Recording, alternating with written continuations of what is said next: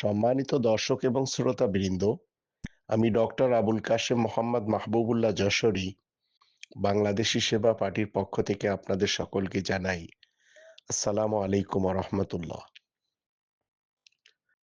চলমান দেশপ্রধানকে বলবো আল্লাহ তাআলার দেয়া খনিজ সম্পদের অর্থ জনগণকে বুঝিয়ে দিন। প্রত্যেকটি নাগরিক 1 কোটি করে টাকা পেলে তারা কোনোদিন ভিনদেশে যেয়ে মুটেগিরি করবে না, কুলিগিরি করবে না, কারোর আবর্জনা সাফ করবে না, পৌরসভাতে চাকরি করবে না, কারোর ঘরের খাদেম হবে না, কারোর দাসদাসী হয়ে জীবন কাটাবে না। তাই আল্লাহ তাআলার দেয়া খনিজ সম্পদের অর্থ প্রতিটি নাগরিককে বুঝিয়ে দিন। যদি না দিতে পারেন তাহলে বাংলাদেশী সেবা পার্টি শরিয়া আইনে বিশ্বাসী, একদিন এরা ইনশাআল্লাহ বুঝিয়ে দিবে by the name of Allah.